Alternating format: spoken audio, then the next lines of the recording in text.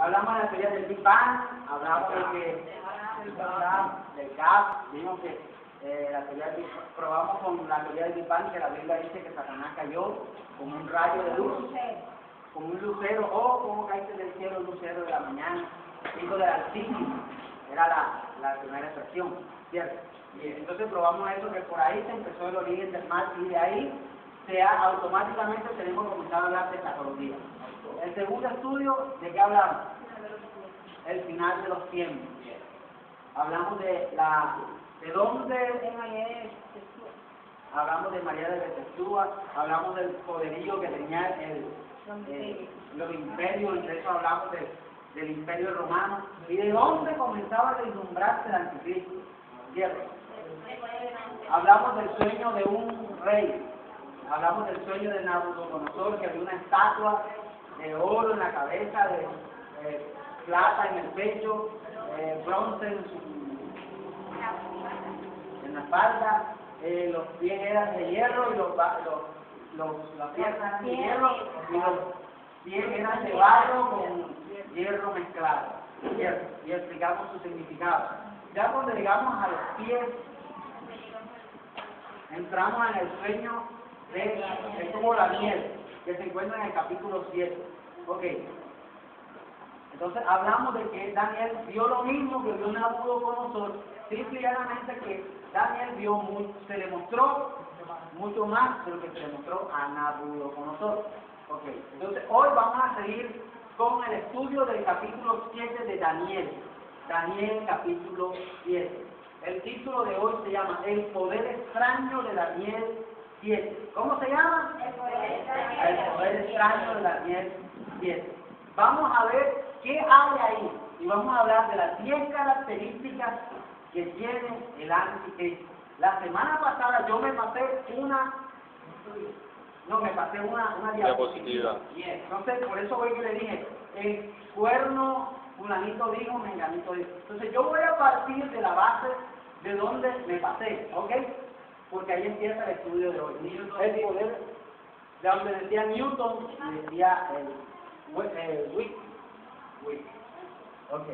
El poder extraño de Daniel 7, el anticristo. ¿De qué vamos a hablar hoy? El anticristo. Hoy vamos a conocer de dónde aparece el anticristo. ¿Ok? Entonces hoy vamos a hablar de eso. ¿De dónde aparece? Entonces, Wendy, léeme duro. Fuerte. Daniel 7:15. Se me turbó el espíritu a mí, Daniel, en medio de mi cuerpo, y las visiones de mi cabeza me asombraron. Ok. Ahí partimos la semana pasada, de Daniel 7:15. Se me turbó el espíritu a mí, Daniel, en medio de mi cuerpo, y las visiones de mi cabeza me asombraron. O sea, que el tipo quedó asombrado con lo que vio. Eso lo expliqué la semana pasada. Pero ahora, ¿qué fue lo que él vio? Vamos a entrar. Daniel 7, versículo 19. Entonces tuve el deseo de saber la verdad acerca de la cuarta bestia. ¿De cuál bestia vamos a hablar hoy? De la cuarta bestia. Ya la semana pasada hablamos de las 3 bestias. ¿Qué significaban las 3 bestias anteriores? Hoy vamos a hablar de la cuarta bestia. En el versículo 20 del capítulo de Daniel 7 dice, y la verdad acerca de los 10 cuernos que tenían en su cabeza, y del otro cuerno que había surgido. ¿De qué vamos a hablar hoy? Del cuerno Que había surgido, que tenía ojos y todo. Por tanto, ¿se acuerdan que la bestia que vio Daniel tenía 10 cuernos? Dice, una bestia espantosa, que se le dio poder para desmenuzar a todos.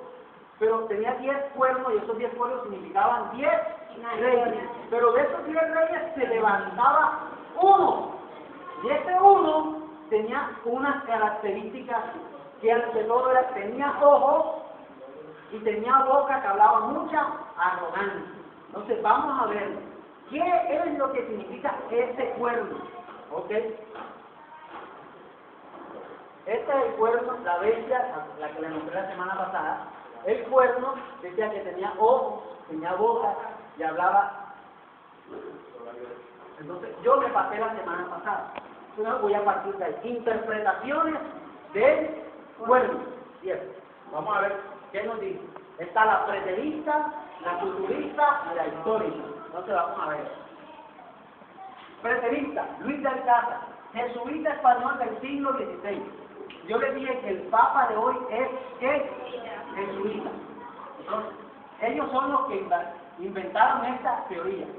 Luis de Alcázar dijo, en la tesis de Alcázar, los textos proféticos de Daniel y sobre todo el libro de Apocalipsis tratan de hechos acaecidos en el pasado, en los días de la naciente iglesia, en la Roma de los emperadores. Fuente, escatología, José Grau, página 178.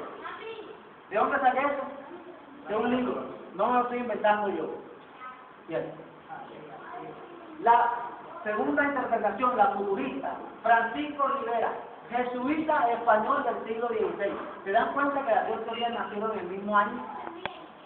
Con el mismo fin y por la misma fuente, jesuita. Vayan pillándosela. Rivera, por el contrario, lanza el cumplimiento de los textos proféticos de Daniel y el Apocalipsis al lejano futuro, justo el momento en que precederá al final de la historia. Fuente, escatología, José Grau, página 179.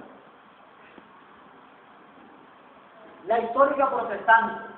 La iglesia romana se dio cuenta que tenía que fabricar una contrainterpretación, porque si no lo hacía, iba a perder la batalla. Como dice la Enciclopedia Británica. ¿Quién dice? La Enciclopedia Británica. Debido a la tensión de los ataques de los protestantes, el papado empezó a enviar nuevas tácticas, en especial al jesuita Rivera, fundador de la Escuela de la Interpretación Futurista. Fuente, Enciclopedia Británica. Tomo 23, página 213. Ustedes buscan Enciclopedia Británica, tomo 23, página 203 y aparece. Yo no lo inventé, eso está ahí. En internet lo consigo.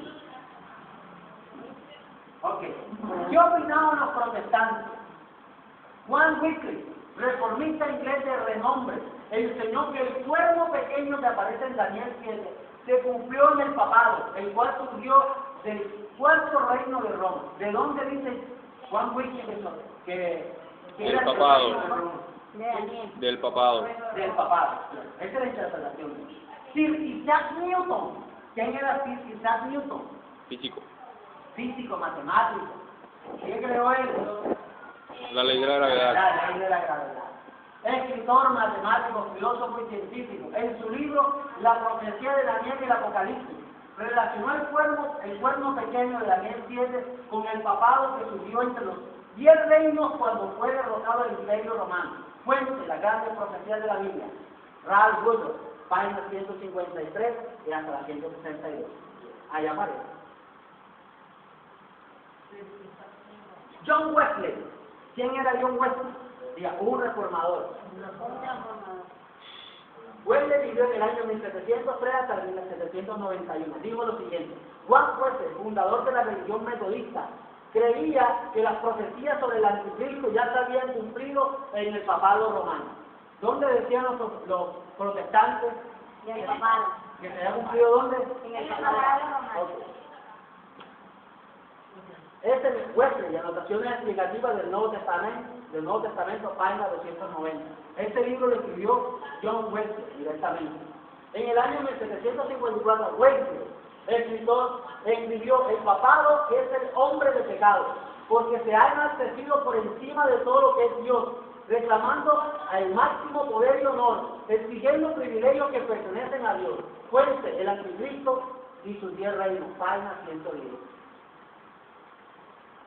Este libro le escribió también Juan Wesley. Ok, aquí vamos a entrar a las características del anticristo y ustedes van a saber quién es. No lo voy a hacer esperar hasta la última, les voy a decir en la segunda quién es. Ok, y después les voy a explicar por qué se lo dije en la segunda. Características que lo identifican, diga, época de surgimiento. ¿En qué época debía surgir el anticristo? Okay. ¿Cuándo debía surgir? Daniel 7:24. Y los 10 cuernos significan que de aquel reino se levantarán 10 reyes, y tras ellos se levantará otro, el cual será diferente de los primeros, y a 3 reyes derribará. Ok. Miren la característica que nos da Daniel 7:24. Que de esos 10 reinos se iba a levantar uno. La bestia y los 10 cuernos. un rey, pero este será diferente y derribará a 3 reyes. Vamos a ver cuáles fueron esos 3 reyes. Que ella tuvo. Okay. Justino Mártir, vamos a hablar de historia. Justino Mártir, año de 1175 después de Cristo. En su libro Apología, escrito en defensa del cristianismo, a los gobernadores de Roma les digo que el conocimiento de los cristianos en cuanto a los tiempos les movía a orar para que el gobierno del Imperio Romano continuara. Así los tiempos terribles del Anticristo habría de llegar después de la caída, no les alcanzaría a ellos. ¿Qué estaba haciendo Justino Mártir y los cristianos de esa época en el año 185 después? Orando para que no acabara el Imperio Romano. No querían que el Imperio Romano, porque ellos sabían que apenas cayera el Imperio Romano se levantaría el Anticristo. ¿Me voy a entender? O sea que nosotros tenemos que comenzar a mirar cuándo cayó el Imperio Romano y qué se levantó después del Imperio Romano. Está el Imperio Bizantino. Perfecto. Pero ¿qué después? Miren, miren, yo quiero que ustedes me capten la atención. Es que después que cayó el Imperio Romano, ¿qué fue lo que se levantó de ahí? Ahí es donde yo quiero que ustedes vengan conmigo. Amén. Vamos a seguir. Ireneo, mire, estoy mirando, mire dónde partí del año más o menos 100. ¿Qué decía? Porque en el año 100 murió Juan, el último discípulo de Jesús. Del año 100 en adelante, ¿qué comenzaron a decir los cristianos que quedaron? Entonces, les voy a mostrar varias diapositivas para que se den cuenta que ellos concordaban en muchas cosas. Ireneo, año 140 al 202 después de Cristo. Obispo de León, hacia el año 190, en su obra destinada a refutar la falsa ciencia, relacionó la predicación de Pablo con el pasaje de Daniel 7, relativo al cuerno pequeño. Ireneo preveía la aparición del Anticristo hacia el final de la cuarta monarquía, el Imperio de Roma, lo que existía en su tiempo. Fuente, Apertus Heresy, volumen 30, página 2. Patrología griega. Tertuliano de Cartago, este tuvieron que haberlo escuchado. Eso está en los libros de historia y lo hablan cuando hablan del Imperio Romano. No lo vieron en el colegio. Yo lo saqué en un libro que estudié el Imperio Romano de Historia Universal, que lo dan en el 9º de bachillerato. 7º creo que lo dan. Escribe en el año 197. Sabemos que la terrible catástrofe que está suspendida sobre la tierra entera es la misma premura del tiempo que nos amenaza con terribles calamidades. Solo está retrasada por el respiro concedido al Imperio Romano. ¿Qué obstáculo sino el Imperio Romano, cuyo desmembramiento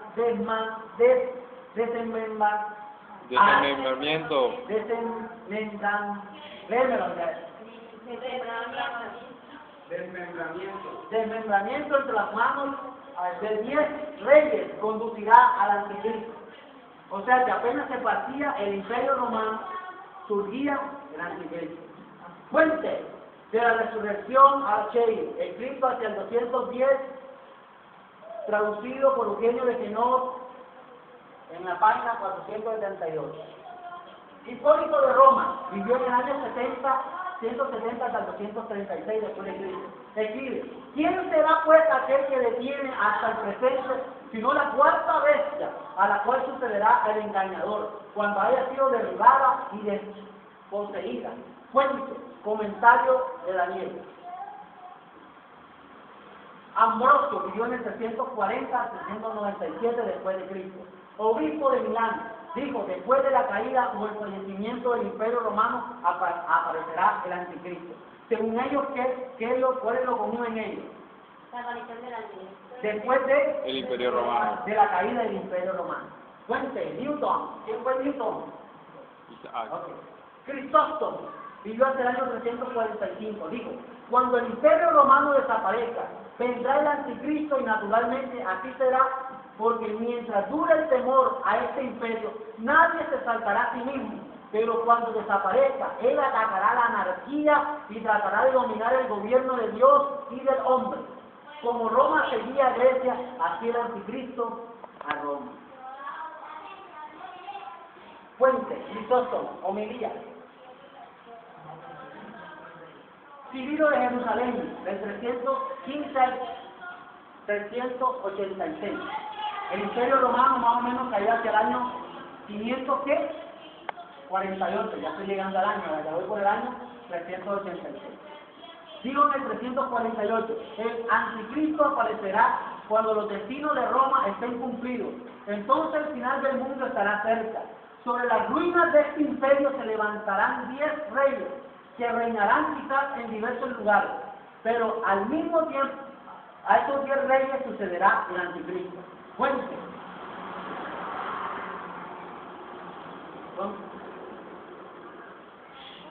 No lo sé traducir.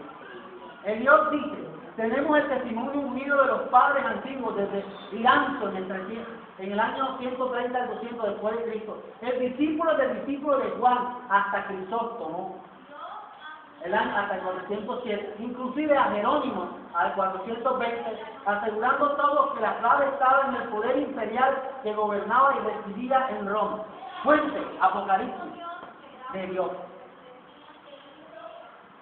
Según de Tesalonicenses capítulo 2, ellos estaban refiriéndose que Daniel, el libro de Daniel, tenía una similitud a unas palabras que dijo el apóstol Pablo. El apóstol Pablo en según de Tesalonicenses capítulo 2, versículos 5, 6 y 7 dijo lo siguiente: ¿no os acordáis que cuando yo estaba todavía con vosotros os decía esto? Y vosotros sabéis lo que lo detiene por ahora, para ser revelado a su debido tiempo, porque el misterio de la iniquidad ya está en acción. Solo aquel que por ahora lo detiene, lo hará hasta que él mismo sea quitado del medio. O sea, Pablo estaba diciéndole a sus discípulos que había algo que estaba deteniendo al anticristo. Pablo no podía decir abiertamente quién era, Pablo lo sabía, porque Pablo si lo decía lo iban a matar. ¿Me voy a entender? Entonces él simplemente lo habla claro. Digo, lo que lo detiene, nos vamos a fijar en esa palabra, lo que lo detiene. Vamos a mirar. Hablando en Constantinopla por el año 400, Crisóstomo se expresó en el mismo sentido. Podría con todo derecho preguntarse el significado de esta palabra, lo que lo detiene, y desear saber después por qué Pablo se envuelve en tan profunda oscuridad. ¿Qué significa pues lo que lo detiene? Vamos a seguir. A fin de que a su debido tiempo se manifieste, o bien lo que impide que se manifieste, como él, Pablo, designa a la potencia romana, ha debido hablar en términos indirectos y velados, porque no quería suscitar gratuitamente odios y exponerse a inútiles peligros. Si hubiese predicho efectivamente que de ahí a poco se desmoronaría esta potencia, habría sido inmediatamente exterminado como enemigo público, y todos los fieles con él, como soldados que marcharán bajo sus órdenes. Cuando haya desaparecido el imperio romano de la tierra, aparecerá aquel, el anticristo. Bueno, segundo homilía sobre la segunda epístola a los tesalonicenses. ¿De dónde estoy sacando esta información? De la epístola de los temas. De libros. ¿De dónde? Libros. Para yo llegar a esta serie tuve que consultar más de 15 libros. Quiero que sepan eso.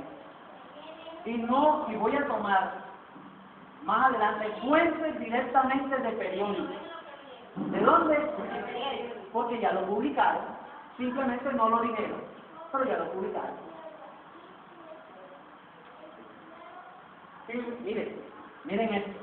Este es un libro netamente católico. Se llama así: Privilegios y Derechos Papales. ¿Cómo se llama? ¿Cuáles son los privilegios y los derechos papales? Ahí está escrito. Tienen que leerlo, hay unas cosas espectaculares ahí. Se llama. Miren lo que ellos mismos dicen. Ellos mismos lo dicen. ¿Quiénes dicen? Ellos mismos. Yo no lo digo. Dicen: cuando el imperio romano se convirtió en cristiano y la paz de la iglesia fue garantizada, el emperador dejó a Roma al papado para que fuera la silla de autoridad para el vicario de Cristo, quien reinará en la independencia de toda la autoridad humana, de la consumación de los edades hasta el fin de los tiempos. ¿Qué va a hacer el Papa? Es toda la autoridad humana. Él es la autoridad de toda carne, de todo ser humano, según ellos, hasta la consumación de las edades, hasta el fin de los tiempos. O sea, es eterno. Yo no sé si ustedes entienden eso, pero ellos se están poniendo como si fueran... ¿Cómo? Mucha gente lee, pero no entiende. Yo quiero que ustedes lean y entiendan. Cuando lean algo, digan, ¿qué está diciendo esto? Traduzca. ¿Ellos se creen los qué? ¿Dónde lo dicen? Privilegios y derechos, papá. Es un libro escrito por ellos mismos. Páginas 13 y 14 de ese libro lo dice. Características que lo identifican. Ubicación. ¿Quién es el anticristo? Aquí se lo voy a decir. Daniel 7:24. De aquel reino se levantará otro. ¿De aquel reino cuál? Otro. De esos 10 cuernos se levantó uno. Este que se levantó es. ¿Quién es el anticristo? Según todo lo que le he dicho. ¿Quién es el que habla mucha arrogancia? Se la voy a explicar. ¿Quién es? Miren quién es. Iglesia católica, apostólica y romana. Ese es el anticristo.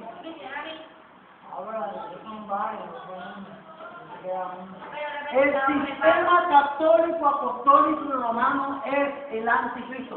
Yo se lo dije en la segunda enseñanza. Le dije, Satanás tenía que levantar un sistema que fuera muy parecido al de Dios, porque la Biblia dice que él es mentiroso, él falsifica la verdad. Y levantó un sistema que al de Dios. Qué tremendo. Ayer en History Channel estaban hablando sobre el imperio bizantino, año 1204, las cruzadas. Y yo dije, esto me gusta porque a mí me encanta la historia. Y comenzaron a hablar de la historia de las cruzadas. ¿Sí? Hicieron el marco histórico que a mí me gusta, de cómo Constantino trasladó, y fue el traslado de Roma a Constantinopla, que hoy en día es Estambul, en Turquía. ¿Y a quién dejó en Roma? Lo digo hoy History en la noche, 9 de la noche, lo digo. Lo digo, cuando él transformó y dejó al obispo de Roma como máxima autoridad para gobernar sobre todo el imperio a toda carne. Y él trasladó su imperio a y lo llamó el imperio, primero se llamó Constantinopla, después le cambió el nombre, porque se llamaba Constantino, y se llevó todas, entre comillas, las reliquias sagradas. Pero cuando el historiador dice, sí, él trasladó, pero dejó al obispo de Roma para que ejerciera autoridad sobre todo el imperio, como primera autoridad espiritual, moral y política del imperio. Yo dije, qué tremendo, de eso voy a hablar mañana, se me está adelantando, que qué bueno. Fue tremendo. Por eso yo les dije, miren, y lo más tremendo fue esto, que el historiador dice, Constantino, antes de irse, comenzó a mirar los sistemas religiosos que estaban al lado.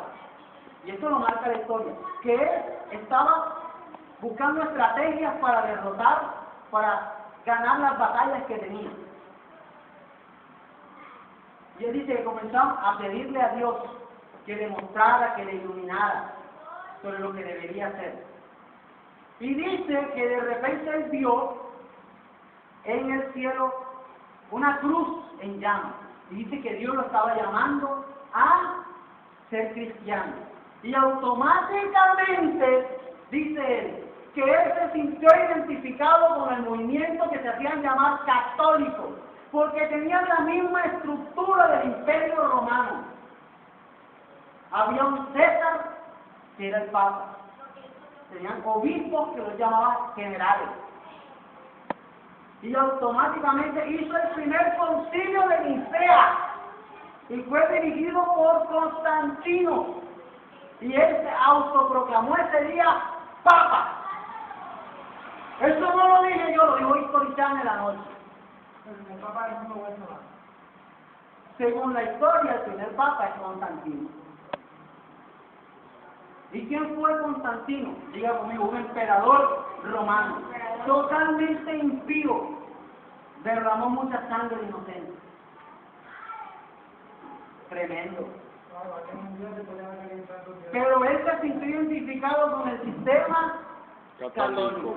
No lo digo yo, lo dice la historia. Mire lo que pasa.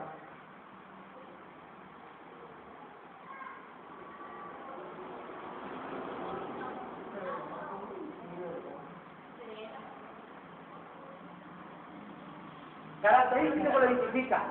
¿Qué sucede para que surgiera? ¿O qué sucedió para que surgiera? ¿Para que surgiera quién? El anticristo. Daniel 7:8. Mientras yo contemplaba los cuernos, he aquí otro cuerno, uno pequeño, surgió entre ellos. Y 3 de los primeros cuernos fueron arrancados delante de él. Ok. Esto fue lo que yo les he estado mostrando todo este tiempo, ¿verdad? En cómo se dividió el Imperio Romano. De los sajones, en los francos, los burgundios, los visigodos, los suevos, los vándalos, los herúleos, los ostrogodos, los lombardos y los alemanes. Los ostrogodos son los romanos. Los herúleos. Ok.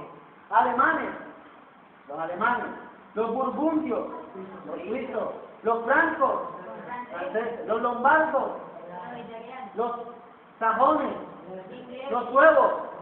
Los visigodos. Los herúleos, vándalos y ostrogodos están extintos. No existen. ¿Por qué no existen? Porque yo recuerdo que yo le dije que de ese se levantó y derrotó a 3 reyes. Ahora vamos a ver si la historia me prueba que la Iglesia Católica, Apostólica y Romana derrotó a 3 reyes del Imperio Romano para que él pudiera surgir. Ahora vamos a ver si eso es verdad. Lo que yo le explicaba ahorita, se fue trasladado el imperio desde Roma hasta Constantinopla. Y eso lo explicó anoche de History Channel, yo no lo expliqué. Me ahorró la explicación. Bueno. Arianismo. ¿Qué es eso? Es un antiguo error teológico surgido hacia el 320. Su nombre se deriva de Arrio, aproximadamente el 250 al 336. Presbítero muy popular en Alejandría y padre de la falsa doctrina. ¿Qué decía esa doctrina? Que Dios no se había encarnado, Jesús no era eterno, ni era Dios por naturaleza. Existía solo una persona en la deidad, el Padre. El arrianismo fue condenado por el Concilio de Nicea, año 325. ¿Quién condujo el Concilio de Nicea en el año 325? Diga conmigo, Constantino. Primer concilio que hizo la Iglesia Católica. Y está ahí, búsquenlo. Pongan vaticano.com y búsquenlo. Concilio de Nicea. Y está claro, yo toda esta semana he estado leyendo los concilios y he estado leyendo el Concilio Vaticano II. Toda la semana he estado, como dicen los operados, como dicen en los pueblos, curucuteándole la página. Y es tan evidente lo que ellos colocan.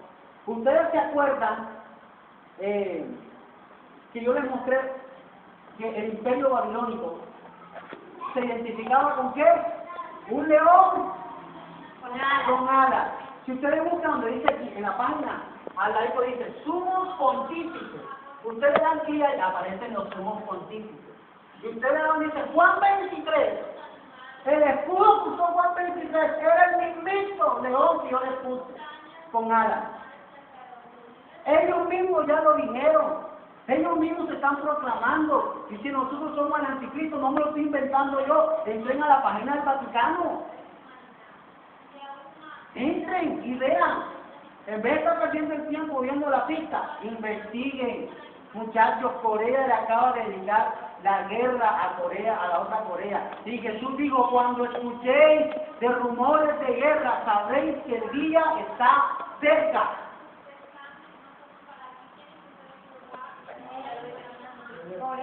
Miren, lastimosamente, estos temas que yo estoy hablando aquí hoy no se predican en otras iglesias. ¿Sabe por qué? Por el Concilio Vaticano II, que hay una parte que dice ecumenismo. El ecumenismo no es nada más que volver todas las religiones a Roma. Mire, y qué cosa tan tremenda. Un amigo mío que fue pastor conmigo en la misma iglesia, ayer etiqueté una foto y digo, Fray no sé quién, para no decir el nombre, Fray no sé qué. Y yo le dije, espérate, ¿qué pasó aquí? Y él dice, no importa la religión, lo importante es volver a casa. Me siento que volví a casa. Se volvió católico y se volvió padre. Yo le dije, increíble. Él escuchó esto la primera vez que lo predicamos, porque esto no es la primera vez que lo predicamos. Pero aún así, la Biblia dice que la bestia engañará aún a los escogidos de Dios. Y usted no se imagina la estrategia que ellos han planteado en el Concilio Vaticano II. Lo que ellos pasan hace poquito que dijo que los protestantes, los rabinos, los evangélicos, que iban a ver todos en una sola cabeza. Bajo una sola... ¿Y quién es la cabeza? Él. La cabeza no es Cristo. Ya voy a seguir. Vuelvo a citar el libro de ellos, Privilegios y Derechos Papales. Cuando el Imperio Romano se convirtió en cristiano y la paz de la Iglesia fue garantizada, el emperador llevó a Roma al papado para que fuera silla de autoridad para el vicario de Cristo, quien reinaría en la independencia de toda autoridad humana, de la consumación de las edades hasta el fin de los tiempos. Páginas 13 y 14 del libro Privilegios Papales. Constancio II, uno de los hijos de Constantino el Grande, emperador de Oriente en el año 337, a la muerte de su padre, luego único emperador del 351 al 371, tras la desaparición de sus dos hermanos, Constantino II y Constanza, que eran arrianos, trató de lograr la unidad religiosa del imperio en beneficio del arianismo. Fuente, Anticristo, Alfredo Félix Alcúber. Eliot dice, puedo citar 3 de la lista que fueron desterrados del papado: los herulos de Odacer, los bárbaros y los astrogodos. Los herulos fueron derrotados en el 493, los bárbaros en el 534 y los astrogodos expulsados de Italia en el 538. Grábense esa cita, 538. Y desaparecieron en el 553. Todos eran arrianos. Estoy probándole con la historia que la Iglesia Católica, Apostólica y Romana tumbó a estos 3 reyes. Pero eran de Italia todos. Sí, claro, todos estaban ahí. Justiniano, el emperador, al suceder a su tío en el año de 527, a la edad de 40 años, heredó sus sentimientos religiosos, se irguió como defensor de la ortodoxia, ignorada por los reyes bárbaros de Occidente, que son casi todos arrianos. Fuente, la invasión de Barbarismo en Italia, segunda edición. ¿De dónde lo estoy sacando? De la historia de Italia, que se llama así, invasión de Barbarismo en Italia. Italia fue invadida, y ahí se está contando la historia que fue lo que pasó. ¿Qué estoy haciendo yo? Tomando los libros de historia y comparándolo con Daniel capítulo 7. Los vándalos habían abandonado el catolicismo por el arrianismo cuando se establecieron en España, luego en África, pero Justiniano el emperador detuvo sus violencias heréticas, destruyendo su imperio en el año 534 después de Cristo. hacia fines de 536, el emperador Justiniano envía al general Belisario desde Constantinopla y este desembarca en Italia, apoderándose de Nápoles y luego entrando en Roma, aclamado por las poblaciones que detestaban a los ostrogodos por ser extranjeros y sobre todo por ser arrianos. La cuestión religiosa que asumía una importancia extraordinaria en Italia fue una de las causas, y no de los menores, de la ruina del reino ostrogodo. ¿Cuál fue la ruina del imperio ostrogodo? Diga, una causa religiosa. Una causa religiosa. Características lo identifican. Tiempo en que reinaría este pueblo. Y les serán entregados en su mano por un tiempo, por tiempos y por medio tiempo. Ahora les explico esto. Ezequiel 4:6. Cumplido esto, se acostará sobre tu lado derecho. Segunda vez y llevarás la maldad de la casa de Judá. 40 días por un año. Día por año te lo he dado. Voy a interpretar este. Tiempo. 360 días proféticos. Tiempo, 360 por 2, 720. Medio tiempo, 180. Total, 1260 días o años proféticos. ¿Qué fue lo que Daniel dijo? Que se le dio poder por tiempo, por tiempos y la mitad de un tiempo. Entonces yo estoy tratando de interpretar, si la historia me dice que más o menos 1260 años la Iglesia Católica Apostólica y Romana ha estado gobernando o tuvo el poder. Vamos a mirar si la historia nos dice. ¿Ok? Vamos a citar algo que dijeron ellos mismos. Vamos a citar ahí, si nosotros tomamos el tiempo que se formó en 1260, hablamos del año tal. Sí, en pocas palabras. Miren, el Dios dice, puedo citar esto se lo digo, a 3 de los listas que fueron desterrados, los Herulos, los Balacer, los bárbaros, los ostrogodos, que fueron derrotados. Yo les dije, pongan atención en el año 538, que fueron cuando fueron expulsados de Italia, los ostrogodos. Pasamos de la fecha 538 hacia adelante. ¿De dónde vamos a partir? Del 538. Vamos a ver. En julio de 1790, 30 obispos católicos aparecieron ante los dirigentes del gobierno revolucionario de Francia para protestar por la legislación que se proponía liberar al clero francés de la jurisdicción del Papa y hacerlos responsables directamente ante el gobierno. Preguntaron, miren lo que preguntaron los obispos, si los dirigentes de la revolución iban a dejar libres a todas las religiones, excepto aquella que fue una vez suprema, que fue mantenida por la piedad de nuestros padres y por todas las leyes del Estado, y ha sido por 1200 años de religión que Católica. este texto lo saqué de dónde? Cristianismo y la Revolución Francesa. ¿De dónde lo saqué? Yo no lo dije, ellos mismos hicieron una protesta y dijeron, porque en ese momento, en el año 1790, estaba la Revolución Francesa. ¿Quién gobernaba la Revolución Francesa? No, señor. Ya te lo voy a decir. Que se me olvidó. Napoleón. Napoleón gobernaba. Y ellos dijeron, ¿cómo nos van a quitar a nosotros si hemos sido la religión oficial por 1260 años? ¿De dónde partí yo? Si usted toma el año 538 hasta el año 1790, en ese lapso hay 1200 años, 1260 años. La historia es exacta, las profecías son exactas, Dios no miente. Sigamos. Miren esto. Pronto la Revolución Francesa pasó por encima de los Alpes y Napoleón forjó al Papa a aceptar el Tratado de Tolentino en el año 1797. Pero en poco tiempo el directorio, que era más cruel que Napoleón, tomó a Roma e hizo prisionero al Papa en el año 1798. Su salud, la del Papa, fue cediendo en Valencia y como prisionero exiliado Pío VI murió el 22 de agosto de 1799. Fuente, Papa a través de las edades, por Joseph Russell. Durante el siglo XVII al XIX, el papado fue progresivamente reducido a un estado de impotencia política.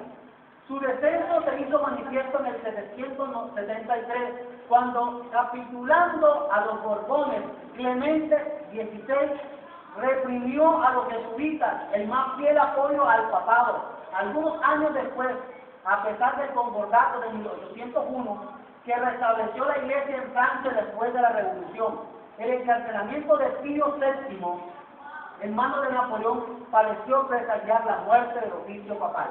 Parece que estaba muerto, pero no estaba muerto, estaba de parranda. Ok, mire, año 538 hasta el año 1798, hay exactamente 1260 años. Coge la calculadora. Wendy, dale para ver si es verdad. 1798 menos 538, ¿cuánto da? 1798, así es. ¿Cuántos años da? 1260. Desde la expulsión de los ostrogodos de Italia. A mí sí me da 20.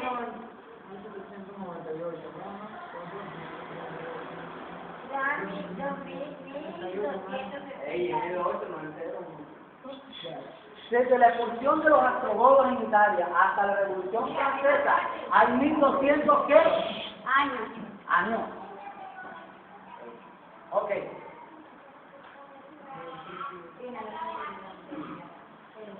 Miren esto es histórico.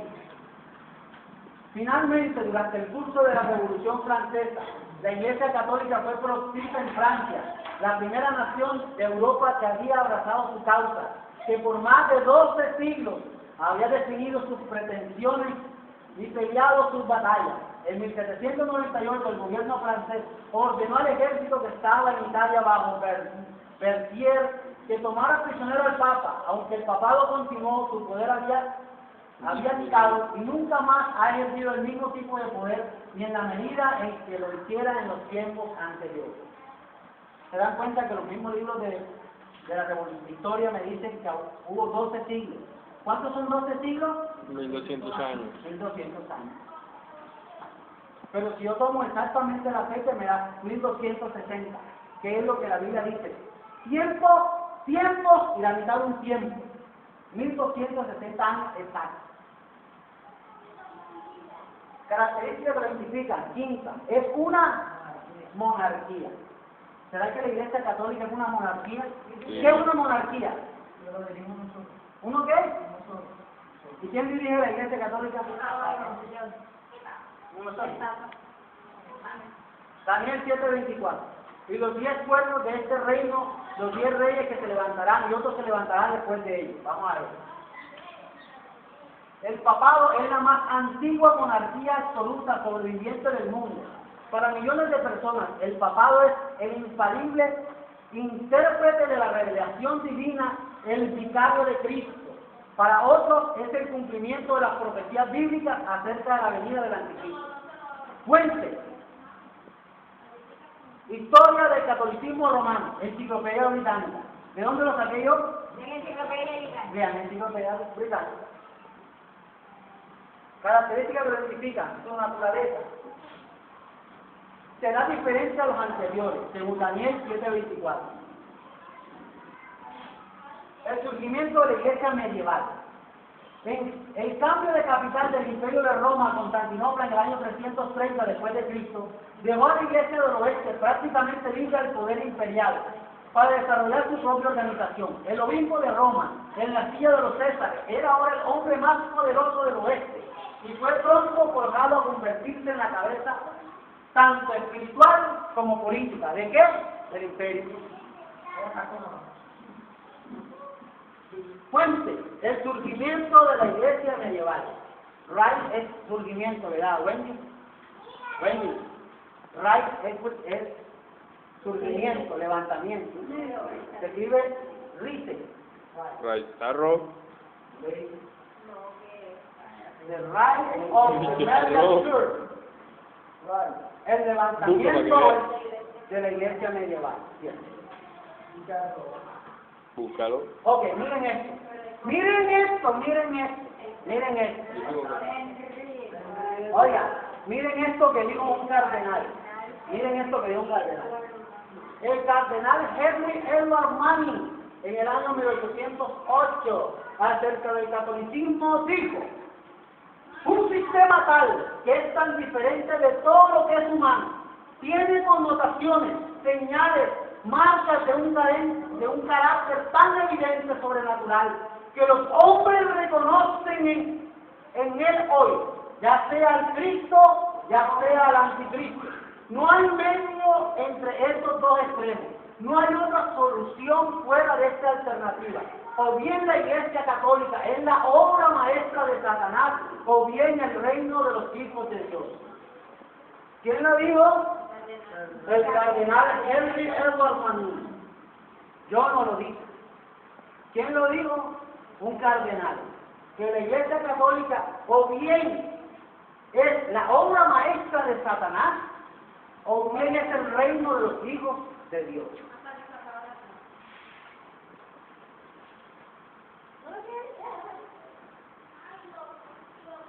¿Qué revela la historia? Vamos a ver qué nos revela la historia. Del seno de las ruinas del Imperio Romano surgió gradualmente un nuevo orden de naciones, cuyo punto central era la Santa Sede. Por lo tanto, resultó una formación política no solamente nueva, sino inevitablemente diferente de la anterior. Fuente: la Iglesia, así se llama el libro, páginas 42 y 43. Tiene un poder religioso. Vamos a ver si es verdad. Los césares poderosos cayeron: Augustógono, Domiciano, Adriano, Diocleciano. Todos se fueron, hasta los constantinos y los julianos habían muerto. La sede del poder fue transferida a Constantinopla. Los godos y los bárbaros derribaron el imperio occidental.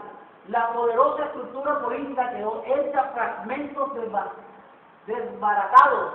El gobierno del imperio murió por mano de la espada gótica.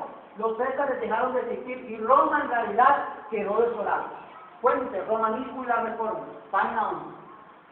Después se levantó, miren, poco a poco sobre las ruinas de la vieja Roma imperial otro poder y monarquía. Una monarquía con aspiraciones aún más soberbias, proclamando el dominio sobre no solo los cuerpos de las personas, sino también la conciencia y el alma de los hombres. Un dominio que no se limitaba a los confines del imperio caído, sino que se extendía por el mundo entero. El papado se levantó cada vez más y más, hasta que durante la Edad Media toda la cristiandad estaba sometida a sus caprichos. Bueno, ¿Cómo es de tremendo que es católico y meten cristianos ahí? claro, yo les dije a ustedes, Satanás disfraza la verdad. Satanás no se puede tentar, porque si sabe cuáles son sus debilidades, él va a trabajar por ahí. Por ejemplo, si tú tienes debilidades con las mujeres, te va a presentar a una negrita cualquiera que le falten los 4 dientes adelante. Te va a presentar una morena de tracamandata, o no, si te gustan las morenas. Si te gustan las monas, te presenta una mona. Entonces dices, me están tentando, te das cuenta. Pero si te engañas, no te das cuenta. El cardenal Henry Manning dijo: es un sistema tal que los hombres pueden ver en ello o la obra perfecta de Satanás o la obra de los hijos de Dios. No sabe exactamente qué es. Las dos cosas hay aquí mezcladas. Él dice la verdad, porque el hombre ve el reino de Dios, pero por detrás es la obra maestra de Satanás. Eso es. Cállate, ya me faltan con esta 4. Cambia los tiempos. Miren esto tremendo. Cambia los tiempos. Pregunta: ¿la Iglesia Católica ha cambiado los tiempos? No. Sí, porque antes el Papa no se elegían a sí mismo. El Papa era elegido en Un cónclave todavía sigue pasando. pero el cónclave, a ellos no le decían como que tomen su tiempo, sino que lo elegían un solo man. Ok, mire. Yo, Daniel, capítulo 2, hablo, y Daniel habló y dijo, sea bendito el nombre de Dios de los siglos, por cuyos son el poder y la sabiduría. Él muda los tiempos y las edades, quita reyes y pone reyes. ¿Quién cambia los tiempos? ¿Quién? Dios. Miren el versículo, miren bien. Dios, ¿Quién? Dios. ¿Quién cambia los tiempos? Dios. Dios es el único que tiene el poder de cambiar los tiempos, de poner reyes y quitar reyes. Vamos a ver si la Iglesia Católica cambia los tiempos y pone reyes y quita reyes también. Vamos a ver si es verdad. El Papa Adriano IV, en el año 1155, el Papa Adriano IV dio la corona de Irlanda al rey de Inglaterra. De esta forma, por su autoridad como vicario de Cristo, subyugó a Irlanda al régimen inglés y consignó al pueblo pacífico y cristiano de Irlanda a las crueldades implacables de Enrique II, rey de Inglaterra, basado en que esa era una porción del patrimonio de San Pedro y de la Santa Iglesia Romana. Fuente, una mujer cabalga la bestia, Belfum, página 240. Característica que lo identifica, cambia la ley. No quise hacer muy de tiempo en cambiar los tiempos, porque también le iba a hablar de que el 25 de diciembre no fue el día que nació Jesús. ¿Quién dijo la Semana Santa? Un año es en marzo, el otro año es en abril. ¿Cierto? ¿Quiénes manejan el calendario? No, la Iglesia de Roma.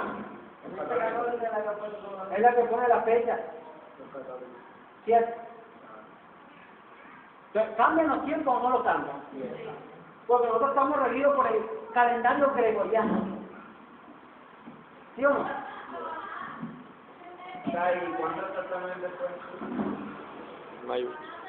El año pasado, el domingo de Ramos fue en abril, yo estaba en Santa Marta. Este año estoy aquí en Barranquilla, en marzo, y el domingo de Ramos. 31. Según los cristianos, la señora mía era cristiana, y ella decía que Jesús nació en octubre, porque en esos tiempos allá no soplaba bien. Posiblemente Jesús pudo nacer entre septiembre y octubre, más o menos está la fecha. Pero Jesús murió un 7 de abril. Esa fecha sí está establecida. ¿Por qué? Porque ese día fue el día que él murió. Los libros de historia sí lo narran. Lean los libros de José. No, la Biblia no lo dice, pero Josefo lo dice. Josefo lo dice en uno de sus libros. Es así de grueso. Creo que se llama Guerra de los Judíos, ahí lo hablo. Cambia la ley, vamos a ver si la Iglesia Católica cambia la ley, vamos a ver si es verdad. Mire, la ley de Dios, vamos a mirar los mandamientos según la Iglesia Católica y los mandamientos según la Biblia. Vamos a ver, la fuente Éxodo, fuente Catecismo Católico. Estoy comparando los dos. Como está muy chiquito, entonces voy a tomar nomás tres mandamientos a ver si coinciden. ¿Cuál es el primer mandamiento? Amar a Dios. ¿Eso es verdad? Según los católicos, según los cristianos. Según la Biblia. ¿El primer mandamiento cuál es? Amar a Dios sobre todas las cosas. Ahora, vamos a mirar si la Biblia dice si ese es el primer mandamiento. Ok. Mire, la ley de Dios. Primer mandamiento según Éxodo 20. No tendrás dioses ajenos delante de mí. Según el catolicismo romano, amar a Dios sobre todas las cosas. ¿Es lo mismo o no es lo mismo? No es lo mismo. No es lo, vamos a mirar. Yo no me había querido tomar los tres primeros, pero no tomarlos todos. ¿El segundo cuál es? Ok, ese es el segundo. Bueno, vamos a ver si ese es el segundo según la Biblia. ¿Sí? No te harás imagen ni ninguna semejanza de lo que hay arriba en el cielo, ni abajo en la tierra, ni en las aguas debajo de la tierra. No te postrarás ante ellos. Ni le darás culto, Porque yo soy Jehová tu Dios, fuerte, celoso, que visito la maldad de los padres sobre los hijos de la tercera y cuarta generación, de los que me aborrecen, y hago misericordia a millares, de los que me aman y guardan el pensamiento. Ese es según la Biblia. Según la Iglesia Católica es, no jurarás el nombre de Dios en vano. ¿Tiene algo que ver esto con la Biblia? No. ¿Quieren cambiar la ley? Ellos tienen poder de cambiar la ley y la Biblia, y así lo han hecho, en muchos pasajes. Por eso yo nunca recomiendo la traducción Reina Valera, porque fue traducida por Casidoro de Reina y Cipriano de Valera. ¿Para qué? Para contrarrestar la traducción que hizo Martín Lutero. Por eso yo les digo a ustedes, o compren la Nueva Versión Internacional o la Biblia de las Américas, que son más o menos similares al texto original. Los textos originales no se consiguen, solamente están en museos y no se prestan. Biblia de las Américas o Nueva Versión Internacional. La Reina Valera yo no la aconsejo por esa característica, porque tiene 14.200 versículos mal traducidos. En mi casa hay dos Biblias y todos se pueden. Porque en la tapa, tú le tapas y dice, antigua versión de Casidoro de Reina y Cipriano de Valera, 1530.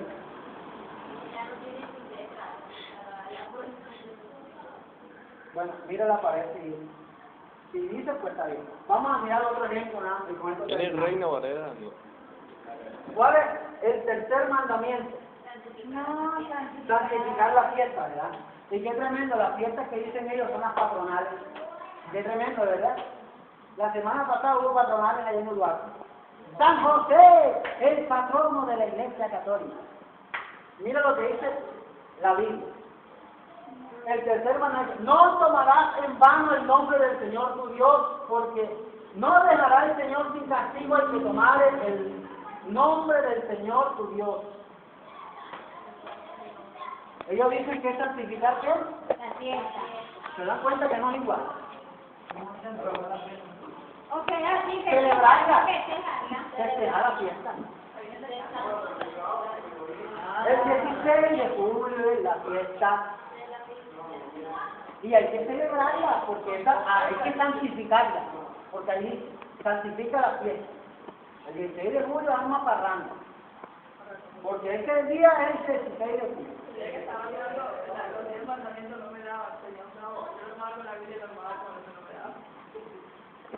Miren, yo quiero que sepan algo. La Biblia que sacó, los mismos libros que dieron a Abraham y el desierto, lo transformaron. Lo transformaron. Por eso que le da porque según dice la Reina Valera, dice que la Biblia Miren, ¿con qué autoridad lo hace? Miren con qué autoridad lo hace. Un libro de ellos, que se llama Impronta Biblioteca. Ese es un libro católico. ¿Sacado de dónde? Vaticano.com. ¿Dónde lo saqué? Yo no he. Yo único que he hecho es curuputearle, como dicen los viejos, la página de ellos y sacarle las cosas. El Papa puede modificar la ley divina, ya que su poder no es del hombre, sino de Dios, y actúa como vicerregente de Dios sobre la tierra con el más amplio poder de atar y soltar su novena. Fuente, Pronta Biblioteca, tomo 6, página 25 a la 29.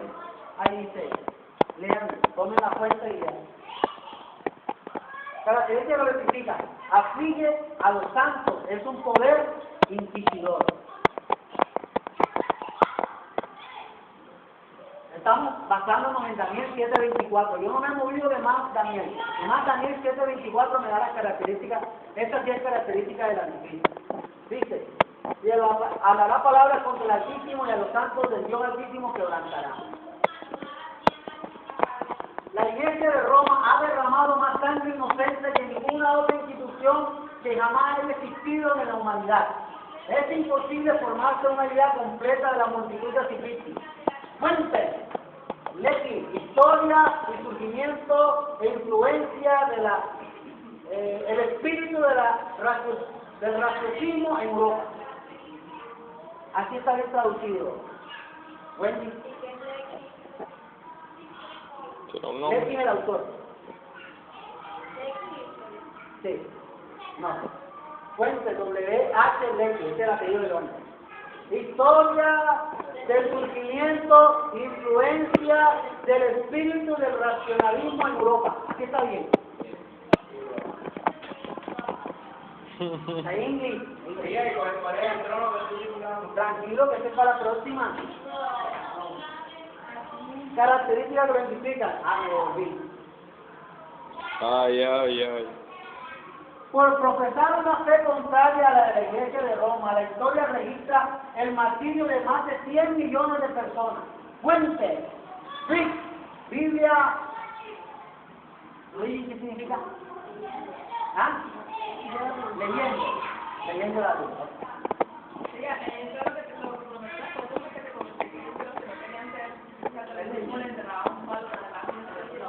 De eso vamos a hablar, lo que pasa es que no me quiero detener en la Inquisición.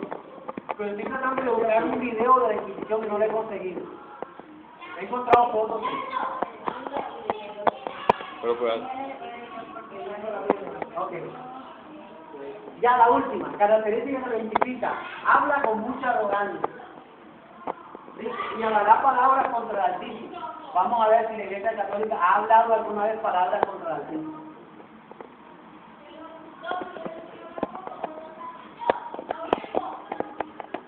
Mira que dice, nosotros ocupamos en esta tierra el lugar del Dios Todopoderoso. Fuente, encíclica papal, del 20 de junio de 1894. Papa León XIII. Búsquenlo. Dice, Vaticano.com. Pontífice. Ahí aparece la lista de todos. Usted coloca Papa León XIII. Y hay una parte que dice por acá, la lista que dice encíclica. En esta encíclica aparece.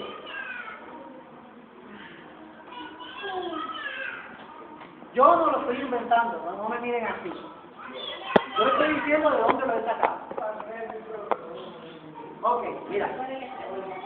Miren esto. Este es otro libro de ellos. El Papa es como si fuera Dios sobre la tierra. Único soberano de los fieles de Cristo. Jefe de los reyes. Con plenitud de poder. A quien ha sido encomendado por Dios el Omnipotente. La dirección no solo de lo terrenal, sino también del reino celestial. Papa II, pronta biblioteca, tomo 6, páginas 25 a 29. Miren, el Papa está coronado con una triple corona, como Rey del cielo y de la tierra y de las regiones inferiores. 1, 2, 3. ¿Cuántas coronas tiene? Tiene la catedral en la cabeza. 1, 2, 3. Está coronado como Rey de reyes y Señor de señores. En la tierra. Por eso es que la corona que él le coloca, este que vino ahora no se la dejó colocar. Pero yo se la voy a explicar en el estudio 10 por qué no se la dejó colocar. No, eso tiene una implicación. No me voy a adelantar. Somos fieles. 3 coronas. ¿Cómo tienen? 3 coronas. Miren esto tremendo. Esto es algo que está también en la página Vaticano.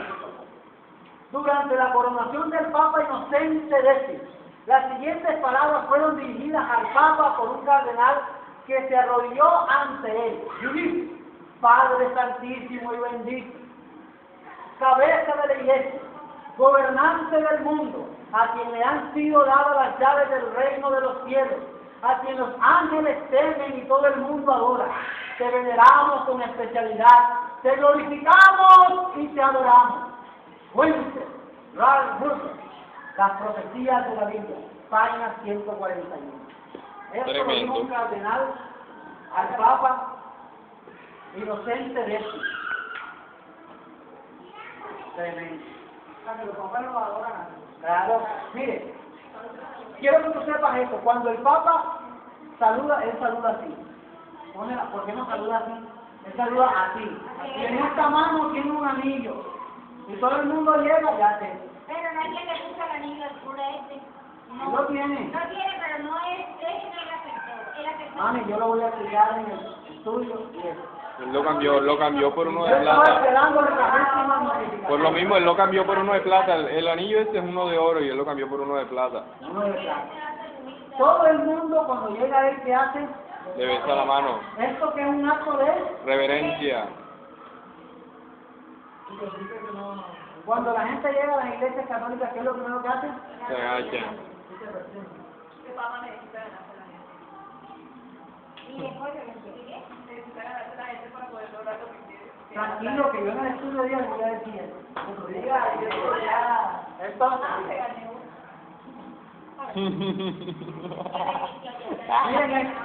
miren esto que digo y compárenlo con la Biblia. Apocalipsis capítulo 5, versículos 11, 12 y 13 dice: y miré y oí la voz de muchos ángeles alrededor del trono, y de los seres vivientes y de los ancianos, y su número era millones de millones, que decían a gran voz: el Cordero que fue inmolado es digno de tomar el poder, la riqueza, la sabiduría, la fortaleza, la honra, la gloria y la alabanza, y todo lo creado que está en el cielo y sobre la tierra, y debajo de la tierra y en el mar, y todas las cosas que en ellos hay. Oí decir al que está sentado en el trono y al Cordero: sea la alabanza, la honra, la gloria y el poder por los siglos de los siglos. Amén. ¿A quién le tenemos que dar gloria? Al Cordero, a Jesús, no a un hombre.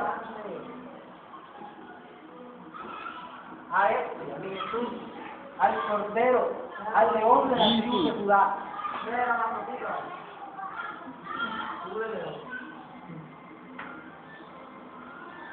Muchachos, con esto hemos terminado las 10 características que identificaron al anticristo. Se los probé con la Biblia y se los probé con la historia. No hay duda de que el hombre es. Próximo estudio. Apocalipsis capítulo 13. El 666. ¿De qué voy a hablar? Y yo voy a mirar a ver si la Iglesia Católica tiene el 666 y dónde lo tiene y lo proclama. Y todo el mundo lo besa. Los papas no tienen esa cabeza. O sea, que ese número es verdad que sí es malo. No. Vamos a mirar si la Biblia lo dice, si es malo. Porque la Biblia dice: el que tiene entendimiento, lea. Porque es un número de hombre y su número es 666. Entonces tú tienes que buscar en un número de un hombre. No lo puedes buscar en otra cosa.